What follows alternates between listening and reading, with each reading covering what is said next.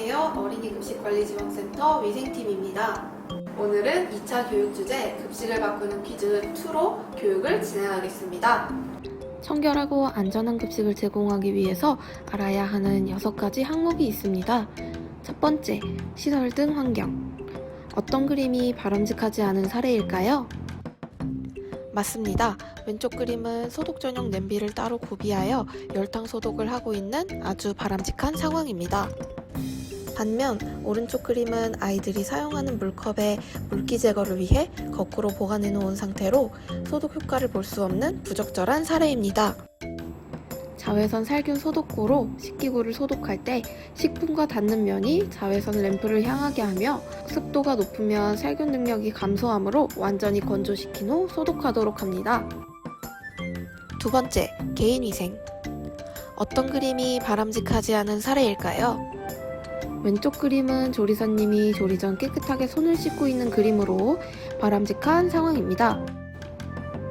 반면 오른쪽은 집단급식소 설치 운영자, 즉 원장님이지만 건강진단 결과서를 발급받지 않은 부적절한 사례입니다. 어린이 급식소는 소규모 어린이집의 경우 운영자가 운반에 참여하는 일이 많음에 유의하며 어린이집 총연합회 기준 건강진단 결과서 발급을 권장하고 있습니다. 식품의 채취, 제조, 가공, 조리, 저장, 운반에 해당하는 자는 어린이 급식소 운영자의 경우에도 반드시 건강진단 결과서 발급을 준수하도록 합니다. 세 번째, 원료 사용. 어느 그림이 바람직한 사례일까요? 맞습니다. 어린이 급식소에서 사용하는 모든 식재료 및 원료는 식품 표시 사항 기록이 표시된 식품을 사용해야 하므로 오른쪽의 밀가루 그림이 바람직한 사례입니다. 왼쪽 그림과 같은 경우에는 지인이 직접 제조, 가공한 참기름으로 원료에 대한 명확한 기록이 누락되어 식품위생사고 시 원인 규명이 불분명한 매우 부적절한 사례입니다. 어린이 급식소에서는 식재료의 표시사항이 명확한 제품만을 사용하도록 합니다.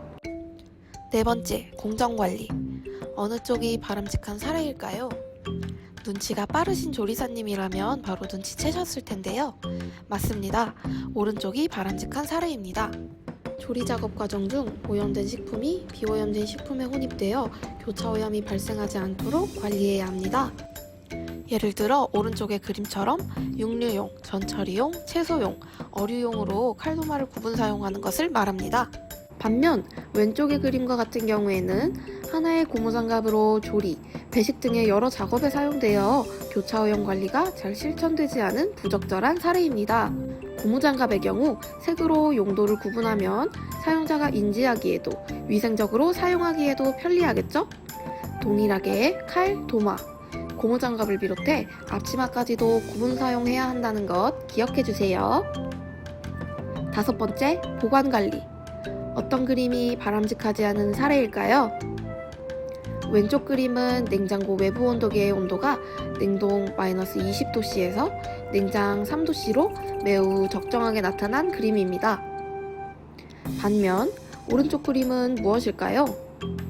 가루류에 해당되는 제품을 벌레 발생이나 수분 흡착에 대한 쩐내 등의 변질을 우려해 식품 표시 사항 보관 방법을 확인하지 않고 무조건 냉동실에 보관된 매우 부적절한 사례입니다. 가루류 제품을 신선하게 보관하려면 서늘한 저온 또는 냉장 보관을 권장합니다. 어린이 급식소는 양질의 식품을 구매해 올바르게 보관, 관리해야 하며 품질 저하가 일어나지 않도록 위생적으로 관리해야 합니다.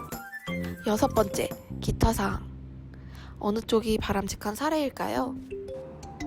왼쪽 그림의 경우 보존식의 보존식 관리표가 올바르게 부착되어 있는 모습입니다. 반면 오른쪽 그림과 같은 경우에는 당일 조리한 밥이 냉동실에 보관된 부적절한 사례입니다. 배식 완료 후 남은 밥은 재배식의 여지로 판단될 수 있으므로 주의하도록 합니다.